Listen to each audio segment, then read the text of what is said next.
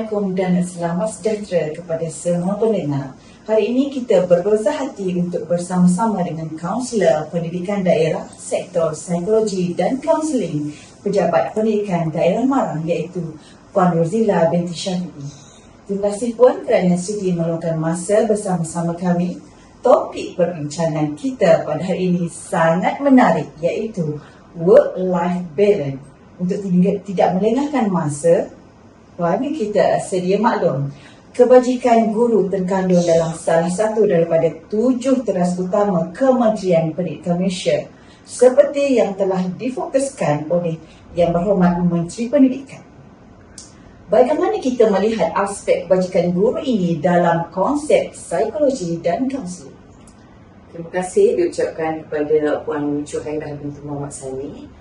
Jadi kita sedia maklum bahawa kebajikan guru itu satu elemen yang penting dalam kita memastikan keupayaan guru dan keberkesanan peranan guru itu sendiri di sekolah.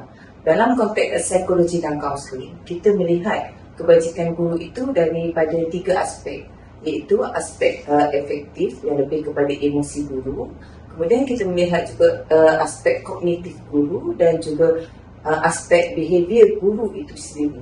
Di sini kita lihat bahawa ketiga-tiga elemen ini kalau kita perlu beri penekanan, perlulah seimbang. Seimbang maksudnya di sini seorang guru itu mampu untuk mengawal emosi dia, mampu untuk mengawal tingkah laku dan juga pemikiran guru itu sendiri supaya dia mampu menjadi seorang guru yang cemerlang dan juga rasional dalam melakukan sesuatu tindakan. Dari segi kebajikan pula, kita melihat kebajikan dari segi psikologi itu perlu diberi penekanan selain daripada kebajikan dari segi fizikal, keuangan, tempat bertugas dan sebagainya. Jadi di sini ingin saya kongsikan berkaitan dengan work-life balance dengan izin. Ya, satu penjelasan yang sangat komprehensif. Ramai tertanya-tanya, apa itu work-life balance? Boleh Puan uraikan apa yang dimaksudkan dengan work-life balance itu? Kalau kita lihat work-life balance itu merujuk kepada keseimbangan dari segi kehidupan kerjaya dan juga kehidupan peribadi. Kita lihat di sini bahawa seseorang individu itu yang berkerjaya khususnya, dia perlu pandai untuk menyeimbangkan kehidupan dia dengan kehidupan kerjaya dia. Contohnya dari segi pengurusan masa, pengurusan bersama dengan keluarga, dengan orang sekeliling dan sebagainya. Diri guru itu sendiri perlu diberi penekanan agar ketiga-tiga ini dapat diseimbangkan tanpa menjejaskan antara satu sama lain.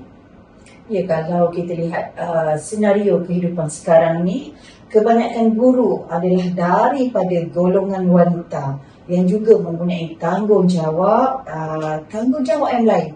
Selain daripada guru, juga ada tanggungjawab sebagai seorang ibu, sebagai seorang isteri. Bagaimana Puan boleh jelaskan bagaimana guru-guru wanita ini menguruskan kehidupan harian mereka dengan tanggungjawab yang pelbagai? Puan Syahira, kita lihat bahawa seperti yang saya maklumkan tadi, bahawa seorang individu itu dia membawa pelbagai watak sebagai wanita berkerjaya, sebagai ibu, sebagai isteri, sebagai anak dan sebagainya. Di sini kita boleh memberi penekanan kepada pengurusan masa.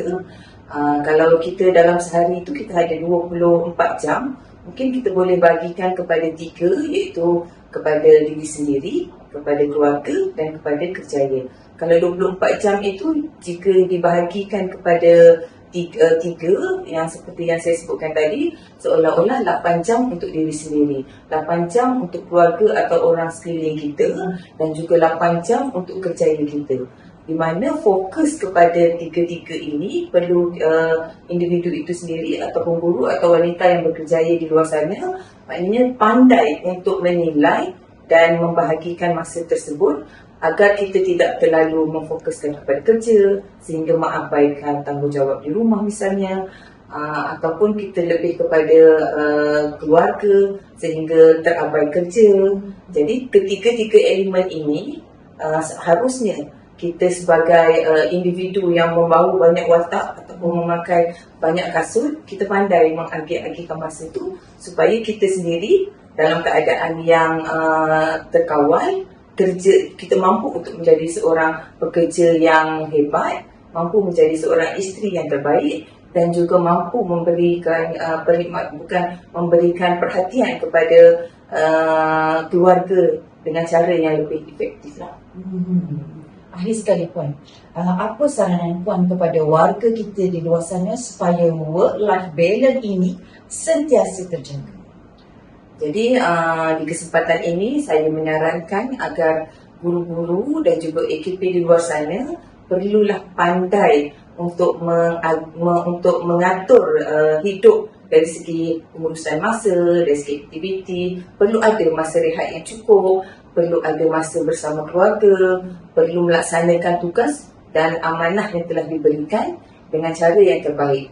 Dan kunci utama yang ingin saya katakan di sini, jagalah kesihatan diri kita sendiri terlebih dahulu, kesihatan orang di sekeliling kita dari segi fizikalnya, dari segi emosinya, dari segi minda dan sebagainya, agar work-life balance ini sentiasa dalam keadaan yang terkawal dan juga seimbang.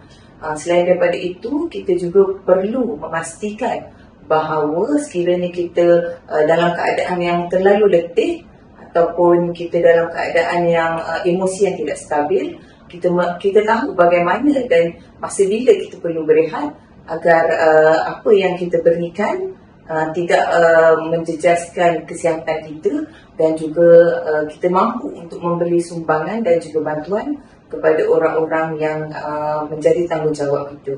Jadi saya rasa itu saja Puan untuk perkongsian pada hari ini. Terima kasih Puan atas perkongsian yang sangat bermanfaat ini. Semoga apa yang telah dikongsikan pada hari ini dapat memberi inspirasi dan panduan kepada kita semua.